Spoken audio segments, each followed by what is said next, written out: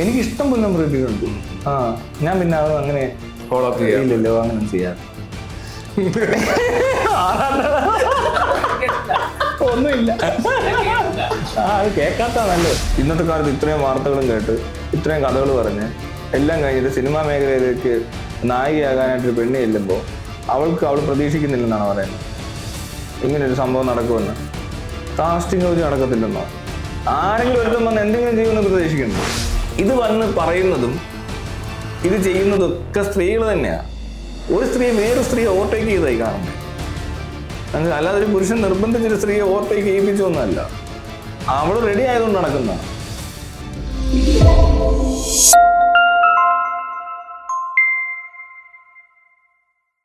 സിനിമയിലായാലും പൊളിറ്റിക്സിലായാലും ജോലി വാഗ്ദാനം അല്ലെങ്കിൽ സിനിമയിൽ അഭിനയിക്കാനുള്ള ചാൻസ്, അവസരങ്ങൾ ഇങ്ങനെ കൊടുത്ത് ആ ഒരു പീഡനങ്ങളും നടക്കാൻ ഒരുപാട് ചാൻസ് ഉണ്ടല്ലോ. മ്യൂച്വൽ എഗ്രിമെന്റ് നടക്കുന്ന കുഴപ്പമില്ല, പക്ഷെ നിർബന്ധിക്കപ്പെടാൻ പ്രശ്നമല്ല. അല്ല, ഇത് പലതും മ്യൂച്വൽ എഗ്രിമെന്റിലായിരിക്കും നടക്കുന്നത്. പക്ഷെ അവർക്ക് കൊടുത്ത വാഗ്ദാനങ്ങൾ ലംഘിക്കുമ്പോഴാണ് ഇവര് ചാടി പുറത്തു വരുന്നത് ഇത്രയും നാളുകൾക്ക് ശേഷം. അങ്ങനെയല്ലേ? ചെറുത്താന്റെ അഭിപ്രായം എന്താണ്? എന്താ? അതായത് ഇപ്പൊ മ്യൂച്വൽ എഗ്രിമെന്റോടുകൂടി സെക്സ് ചെയ്യുന്നതിൽ ഓക്കെ, പക്ഷെ അവര് പല വാഗ്ദാനങ്ങളും നൽകി മ്യൂച്വൽ എഗ്രിമെന്റിൽ സെക്സ് ചെയ്യും.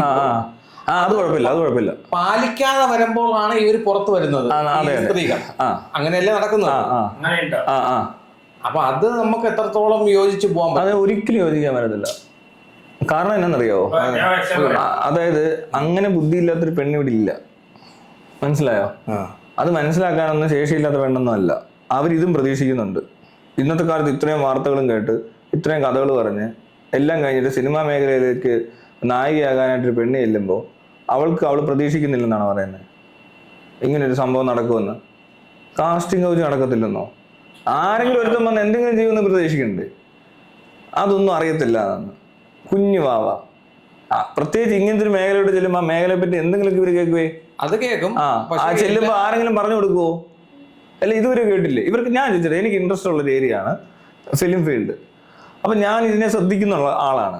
അപ്പം ഈ ഏത് പ്രായം തൊട്ടാ ഒരാൾക്ക് അഭിനയമോ തുടങ്ങുന്ന വെച്ചാൽ കൊച്ചിൽ തുടങ്ങും. വന്നോട്ട് ശരിയോ ഭ്രമിച്ച് നിൽക്കുന്നവർ സിനിമയൊക്കെ കാണത്തുള്ളൂ. പിന്നെ അതിനെപ്പറ്റി വാർത്ത കേൾക്കും, ഈ പീഡിപ്പിച്ച് ഇപ്പം തണ്ട് ഹേമക്കമ്മറ്റി കേൾക്കുന്നു, മറ്റേ കേൾക്കുന്നു. അതിന് മുമ്പേ ഉണ്ട് പ്രശ്നങ്ങൾ. മറ്റേ പാർവതി തിരുവത്തൊക്കെ ആണ്ട് ഇത് പറഞ്ഞ് നടക്കുന്നത് കണ്ടു. അതിനു മുമ്പുണ്ട്, നേരത്തെ തൊട്ടേ ഈ പ്രശ്നം നടക്കുന്നുണ്ട് ഇവിടെ. അതുപോലെ ഇതിനെപ്പറ്റി കേൾക്കാൻ ഒത്തിരി കഥകൾ നമുക്ക് അല്ലാതെ തന്നെ ലോക്കലി കിട്ടും, സെറ്റിൽ നിന്ന് കിട്ടും. ഇതൊക്കെ ഇവരൊന്നും കേട്ടില്ല, അറിഞ്ഞില്ല. ഇവർ അമ്മയും മോളൊക്കെ ചുമ്മാ അറിയാതെ ചെന്ന് കയറുവാന്നാണ് വിചാരിച്ചത്. ഒരിക്കലുമല്ല. ആ പ്രദേശത്ത് അടുക്കുമ്പോഴേ അറിയാം ഇവിടെ ഒരു പ്രശ്നം നടക്കുന്ന സ്ഥലമാണ്. ഇങ്ങനെ ചെന്ന് കഴിഞ്ഞാൽ ഇവരെയൊക്കെ ഇങ്ങനെ എപ്പോഴെങ്കിലൊക്കെ ഒരു സാധനം നടക്കും. അത് സിനിമ കയറണമെങ്കിൽ എവിടെയൊക്കെ ആയിരിക്കും എന്ന് പറയാൻ പറ്റത്തില്ല, ആരായിരിക്കും നമുക്ക് പറയാൻ പറ്റത്തില്ല. ഇയാൾ ആരെങ്കിലും ഒരാളെ സ്വാധീനിച്ച് തന്നെ ആയിരിക്കും കയറുന്നത്, മനസ്സിലായി? കാരണം എന്താ? ഏറ്റവും അഭിനയിക്കാൻ കഴിവുള്ളവരാണ് ഈ പെണ്ണുങ്ങളൊക്കെ ഈ വന്നതൊക്കെ. അങ്ങനെ ഉണ്ടെങ്കിൽ അതിനെന്തോ പ്രശ്നമുണ്ട്? അല്ല, അഭിനയിക്കാൻ കഴിവുള്ളവരും വരുന്നുണ്ട്. പക്ഷെ അവരും ഈ പറഞ്ഞ അഭിനയിക്കാൻ കഴിവുള്ള 10 പേരിൽ ഒന്നാമത്തെ രണ്ടാമത്തെ മൂന്നാമത്തെ ആളായിരിക്കണമെന്നില്ല ചിലപ്പോൾ ഈ അഭിനയിക്കാൻ കഴിവുള്ള സിനിമയെ കയറിയവള്, മനസ്സിലായോ? ആ വിട്ടുവീഴ്ചയോ എന്തെങ്കിലും ചെയ്താൽ അയാൾക്ക് ഈ 3 പേരെ ഓവർടേക്ക് ചെയ്യാൻ പറ്റും. അല്ലെങ്കിൽ വേണ്ട, വിട്ടുവീഴ്ച ചെയ്യാത്ത കണ്ടീഷനാണ് ഏറ്റവും നന്നായിട്ട് അഭിനയിക്കുന്ന ഒരാളെ തിരഞ്ഞെടുത്താൽ ആ ക്യാരക്ടറിന് പറ്റിയ ഒരാളെ തിരഞ്ഞെടുക്കുകയാണെങ്കിൽ ഇയാൾ എടുക്കുമെന്ന് വിചാരിക്കുക, അയാൾ കയറിപ്പോവും. പക്ഷെ അതല്ലാതെ കയറിയവർ ഒത്തിരി പേരുണ്ട്. ഇതിനകത്ത് നിന്നുകൊണ്ട് ഇയാളൊക്കെ കയറി വരും. മനസ്സിലായി? ഇത്രയും ഹൈറ്റും വെയിറ്റും ഇതൊന്നും അല്ലേ ഉള്ളത്. ഇത് ആ വ്യത്യാസം കണ്ടു. അതുപോലെ ഒരാൾ കയറി വരും ഇവിടുന്ന്, ഇയാളെ കയറുന്നത്. പക്ഷെ ശരിക്കും പറഞ്ഞാൽ ഇയാളെ കയറണ്ടേ, കാരണം അയാൾക്കാണ് ഏറ്റവും ഉയരവും നീളമൊക്കെ ഉള്ളത്, മനസ്സിലായോ?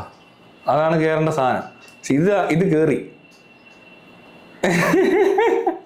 അതല്ല അന്ന് കയറണ്ടേ. എന്തുകൊണ്ടാണെന്ന് വെച്ചാൽ ഇതിന് ചെറിയൊരു ഇത് കൊടുത്തു, എന്തോ ഒരു കോംപ്രമൈസ് നടന്നു. അല്ല, കോംപ്രമൈസ് നടക്കുക അല്ല, വേണ്ട ഞാൻ തനിക്കൊരു കൈക്കൂലി തരുക. ഓക്കെ, ഇവിടെ കൈക്കൂലിയായിട്ട് പണം കൊടുത്തവർ എടുക്കത്തില്ല, അതെടുക്കും, ആണുങ്ങളുടെ നിന്ന് എടുക്കും. സിനിമയിൽ കയറാൻ കാശ് കൊടുത്ത് ആണുങ്ങൾ കയറുന്നുണ്ട്. പെണ്ണുങ്ങളെ നിന്ന് മേടിക്കുന്നത് പ്രോപ്പർട്ടി ആയിട്ട് അവരുടെ ശരീരത്തിന്റെ ഒരു പ്രത്യേക ഭാഗം മാത്രമാണ്. അതായത് മുട്ടിന് താഴെയുള്ളതിന്റെ ഈ ഭാഗമാണ് അവർ മേടിക്കുന്നത്. എന്നിട്ട് ഇവിടെ നിന്ന് ഒരു 3 സെന്റിമീറ്റർ എടുക്കും, മനസ്സിലായോ? ആ ഭാഗം ആരാണോ കോംപ്രമൈസ് ചെയ്യുന്നത് അവരാണ് കയറി പോകുന്നത്. ആണുങ്ങൾ എത്ര പേര് ചോദിച്ചു നോക്ക്, സിനിമയിൽ അഭിനയിക്കാൻ ചെല്ലുമ്പോൾ ഇവരോട് പൈസ വെച്ചിട്ടുണ്ടോന്ന്. കാശുള്ളവനൊക്കെയാണ് കാശ് കൊടുത്ത് കയറുന്ന പരിപാടി ഉണ്ട് ഇവിടെ. അതാണ് കാസ്റ്റിംഗ് മറ്റേ പ്രശ്നങ്ങൾ സിനിമാ മേഖലയിലൊക്കെ ഉള്ളത്. ഇനി വേണ്ട, ബാക്കി ഒരു മേഖലയിൽ ഇല്ലെന്നൊന്നുമല്ല. ഇപ്പോൾ ആശുപത്രികൾ നഴ്സുമാർ നേരിടുന്നുണ്ട്, ഡോക്ടേഴ്സിനിടയിൽ ജൂനിയർ ഡോക്ടേഴ്സ് സീനിയർ ഡോക്ടേഴ്സായിട്ടുള്ള പല പ്രശ്നങ്ങളും സംഭവിക്കുന്നുണ്ട്. മീഡിയ നടക്കുന്നുണ്ട്. മീഡിയ എന്ന് പറഞ്ഞാൽ ഈ മറ്റേ TV സാറ്റലൈറ്റ് അതിനകത്തൊക്കെ ഭയങ്കര പ്രശ്നങ്ങൾ നടക്കുന്നുണ്ട്. പല പരിപാടിയും ഭയങ്കര പ്രശ്നം നടക്കുന്നതായിട്ട് വാർത്തയുണ്ട്. ഇപ്പൊ ബിഗ് ബോസിനെ സംബന്ധിച്ചൊക്കെ ഇടയ്ക്ക് അഖിൽമാരൊക്കെ വന്നതായിട്ടൊക്കെ പറയുന്നു. എല്ലായിടത്തും നടക്കുന്നുണ്ട്. പിന്നെ കുറച്ച് കുറവുള്ളത് ഇപ്പൊ സ്കൂള് കോളേജ് എന്നുള്ള അധ്യാപികമാർക്കൊക്കെ ഉള്ളൂ. അതൊരു പ്രത്യേക ഒരു അന്തരീക്ഷം ആയതുകൊണ്ട് അധികം നടക്കത്തില്ല, കുറവാണ്. ഇനി പോലീസിലും പട്ടാളത്തിലൊക്കെ നടക്കുന്നുണ്ടെന്ന് എനിക്കറിയത്തില്ല. അത് പറഞ്ഞു കഴിഞ്ഞാൽ പിന്നെ ചിലപ്പോൾ ഇനി എല്ലാവരും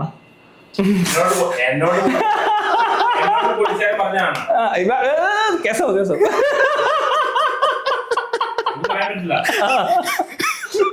അപ്പോ മനസ്സിലായോ ഇത് എവിടെയൊക്കെ നടന്നോന്ന് ചോദിച്ചാല് പീഡനം ഇങ്ങനെ നടന്നുകൊണ്ടിരിക്കും. അവിടെ ഞാൻ പറഞ്ഞത് ഇതിനകത്തുള്ള രസം എന്നാണെന്നറിയാവോ, ഇത് വന്ന് പറയുന്നതും ഇത് ചെയ്യുന്നതൊക്കെ സ്ത്രീകൾ തന്നെയാണ്.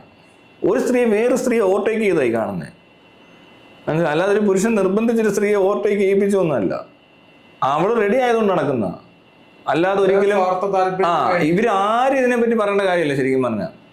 കാരണം ഇതിനകത്ത് അങ്ങനെ അഭിനയിച്ച് ഏത് പ്രതിഭ തെളിയിച്ചെടുത്തു നിന്നാണ് ഇവർ വന്നതെന്ന് നോക്കിയാൽ മനസ്സിലാവും. അല്ല, ഇവരുടെ ജീവിതത്തിൽ ഇതുവരെ അഭിനയിച്ച് തന്നെ എന്തൊക്കെയോ കാണിച്ചിട്ട് അത്രയും തന്നെ അഭിനയ എന്താ പറയുക മികവുകൾ പ്രകടിപ്പിച്ച എന്തെങ്കിലും പെർഫോമൻസ് ഉള്ള ആൾക്കാരാണോ ഇവര്?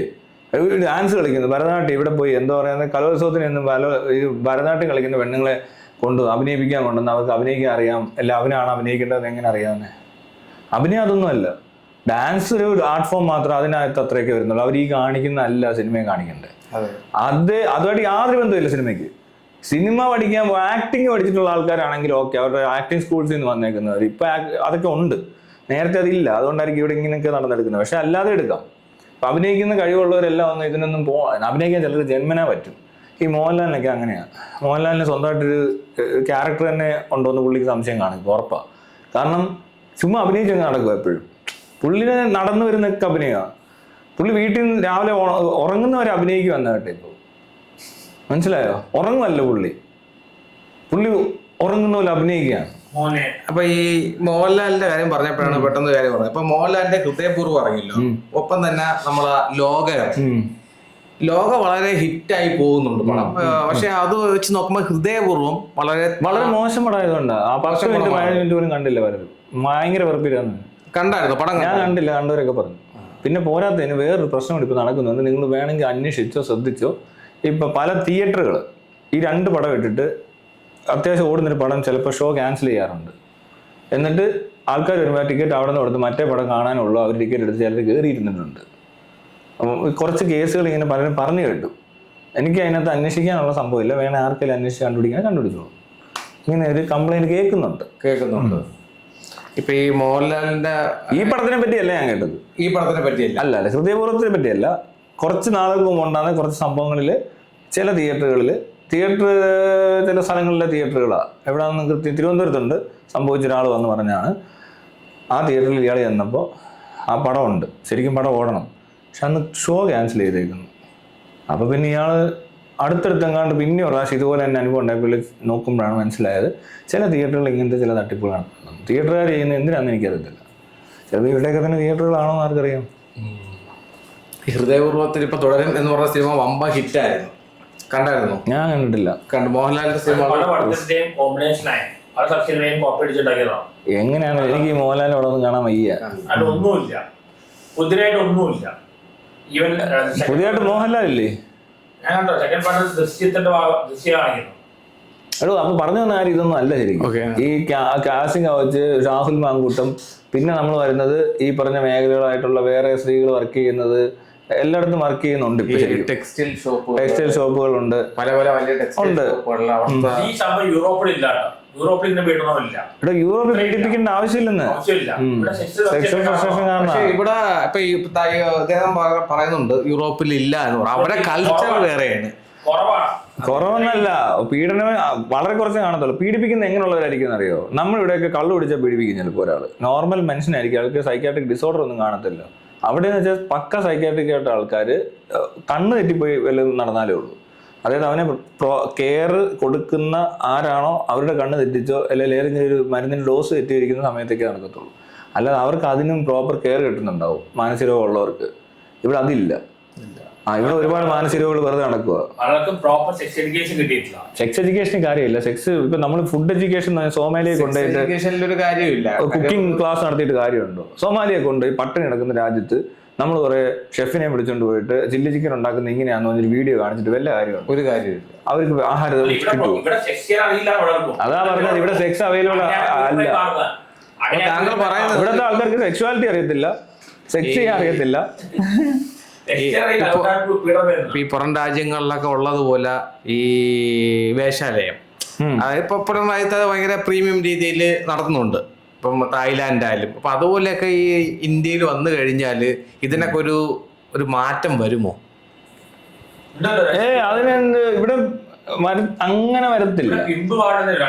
അങ്ങനെയല്ല, അത് ലീഗലൈസ് ചെയ്താലുള്ള ഗുണം എന്നാന്ന് വെച്ചാൽ, ഇപ്പൊ പ്രോസ്റ്റിറ്റ്യൂഷൻ അല്ല ഈ സെക്സ് വർക്ക് ലീഗലൈസ് ചെയ്യാന്ന് വിചാരിച്ചാൽ, ലീഗലൈസ് ചെയ്താലും എന്താ പറയാ, അതിനകത്തൊരു കുറച്ച് പെർസെൻറ്റേജ് കുറച്ച് കുറയ്ക്കാൻ പറ്റുമായിരിക്കും.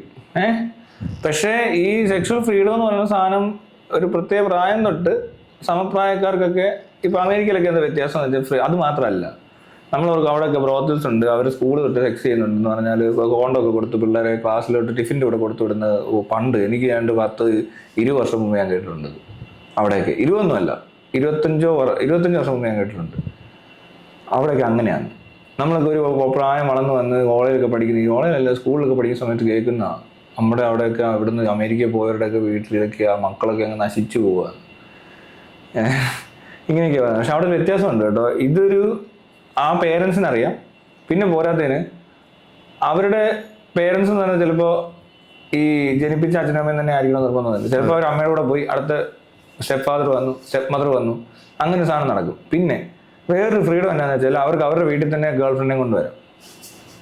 ഇവിടെ ആർക്കെങ്കിലും സ്വന്തം വീട്ടിൽ ഇതെന്റെ ഗേൾ ഫ്രണ്ടാണ് മാം എന്ന് പറഞ്ഞാൽ കയറി പോകാൻ പറ്റുമോ? ഇറങ്ങി പോടാ പോടി ഉടനെ അപ്പുറത്തുനിന്ന് വരും അല്ലേ? ഇതിൽ നടക്കും. ആ മാമൻ വരരുതെന്നും പറയും. അതാണ് അവസ്ഥ. അതുകൊണ്ട് ഇവിടെ അതൊന്നും നടക്കത്തില്ല. സെക്ഷൽ ഫ്രീഡം എന്ന് പറയുന്നത് ഇതൊക്കെയാ. അല്ലാതെ പിന്നെ വേറൊരു കാര്യമുണ്ട്, ഇവിടെ ഇപ്പോൾ ആണും പെണ്ണും തമ്മിൽ അങ്ങോട്ടും ഇങ്ങോട്ടും ചോദിച്ചു പറയുന്ന ഒരു സംഭവം നടക്കും. അതെ, അവരങ്ങോട്ട് മനസ്സിലാക്കി. വളരെ സിമ്പിളായി കാര്യം. അതായത് എനിക്ക് അനുഭവമുണ്ട്. ഇപ്പം ഞാൻ കുവൈറ്റ് ജോലി ചെയ്യുന്ന സമയത്ത് ഫിലിപ്പീനോസ് ഇല്ലേ, എല്ലാവരോടും അങ്ങനെ നമ്മൾ ഇടപെടത്തില്ല. നമ്മൾ ചുമ്മാ ഹായ് ഹലോ എന്നൊക്കെ പറഞ്ഞു കഴിഞ്ഞാൽ അവരും പറയും hi hello, can I get you number എന്നൊക്കെ ചോദിക്കും. Oh I am so sorry I have a boyfriend, ഇങ്ങനെ പറയുന്നത് ബൈ ഫ്രണ്ട്, അങ്ങനെ പറയത്തുള്ളൂ. താല്പര്യമുള്ളത് തരും, താല്പര്യമില്ലാത്തത് തരത്തില്ല. അപ്പൊ താല്പര്യമുള്ളതാണ് why should I give you, I would like to have you, I would like to be your friend, so what, yeah എന്നൊക്കെ പറഞ്ഞ് അങ്ങനെ നടക്കണം കൂടെ. അപ്പോൾ അവര് ചിലപ്പോൾ നമ്മളോട് ചിരിച്ചു കളിച്ചൊക്കെ വേണമെങ്കിൽ നമ്പറൊക്കെ ഇങ്ങനെ തരുമെന്നേ. ഫ്രണ്ട്സ് ബെനിഫിറ്റ്സ് എന്നൊക്കെ പറഞ്ഞ പോലത്തെ ഒരു പരിപാടിക്ക് നമ്പർ അങ്ങനെ ആരെങ്കിലും എനിക്ക് ഇഷ്ടം പോലെ നമ്പർ കിട്ടിയിട്ടുണ്ട്. ഞാൻ പിന്നെ അത് അങ്ങനെ ഫോളോ അപ്പ് ചെയ്യില്ലല്ലോ, അങ്ങനെ ചെയ്യാറില്ല. ഒന്നുമില്ല, അത് കേക്കാത്ത നല്ലത്, അല്ലെങ്കിൽ അത് നാളെ വേറെ പറയും. ഒന്നും ഇല്ലടോ.